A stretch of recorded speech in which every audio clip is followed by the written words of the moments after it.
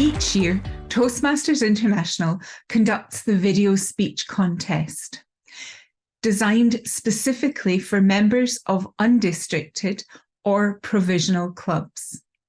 Clubs that participate conduct a speech contest and submit a video of their first place winner to be judged by a panel of Toastmasters members. I am pleased to share with you that the third place winner of the 2022-2023 video speech contest is Roan. Did you ever want something so much you could almost taste it? I had an entire decade of an intense desire like that.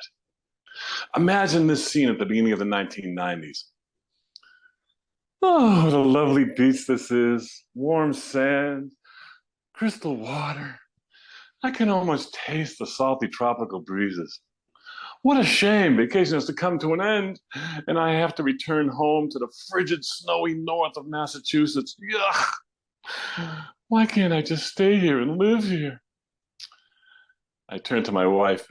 Before the words even got out of my mouth, she said, "Oh, I could never live here. It's way too hot and it's not even summer."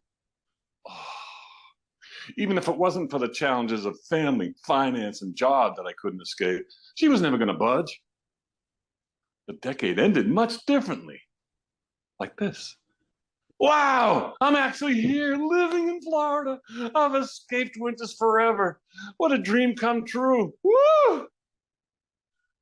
The unusual thing about this dream come true, I didn't do thing one to make it happen. At least in my outer reality. In my inner thoughts. To say I obsessively daydreamed, prayed, and wished to call Florida home would be an understatement. As I learned how thoughts become things, I discovered I may have been sabotaging my own dreams by thinking way too often about the miseries of winter. As if winters aren't bad enough, imagine you're blind like me and trying to navigate with your white cane around and maybe over the giant snowbanks that jump in your way from that overnight storm. Ugh, and the ice. What a nightmare. I soon learned how to shift my thoughts to think only of the positive. And my life did get better. Do you believe your thoughts become things? The evidence is all around us. If you were sitting next to me back when I was a kid in church, you would have heard Big Father Flynn boom out, "If you have the faith of a small mustard seed, you can say to that mountain, move from here to there, and it will move."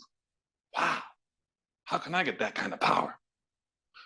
Or maybe you saw that PBS special I saw with that famous physicist Stephen Hawking uttered out in his synthesized voice. "At the subatomic level, the smallest particles that make up you, me, and everything can be changed simply through observation." Huh.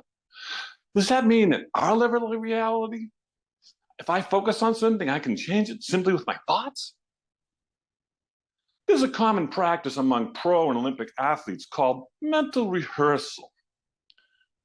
They simply run a movie over and over in their heads of their perfect performance. They say it translates to a better performance in reality. I was pretty skeptical about all this, so I did an experiment to see if I could help coax my thoughts into reality. It's called writing it down.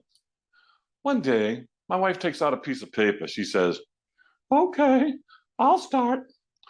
I want a dog. I want a house. I want to get a new job. I want $1 million. We went on like that, and we wrote down 10 things that we wanted to do, be, or have. And we were done. Not really.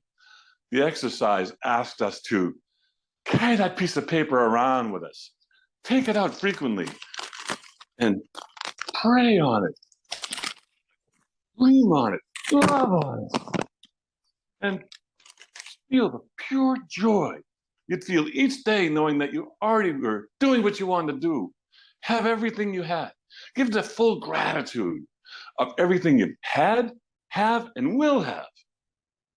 We didn't do any of that. We totally forgot about the whole experiment until one day, many months later, my wife was cleaning her dresser.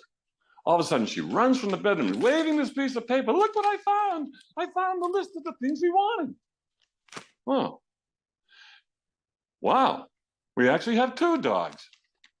And I got that new job. And this is a nice house we're in now. Don't forget about the new car.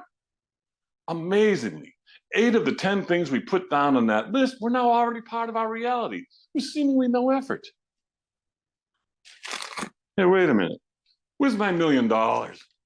Oh, that's right when my wife turned on me. She says, "You're not taking this seriously at all. You think someone's going to deliver $1 million to our front door? Why don't you wish for something really impossible, like live in Florida?" Okay. New piece of paper. Number 1, live in Florida. Number 2, live in Florida.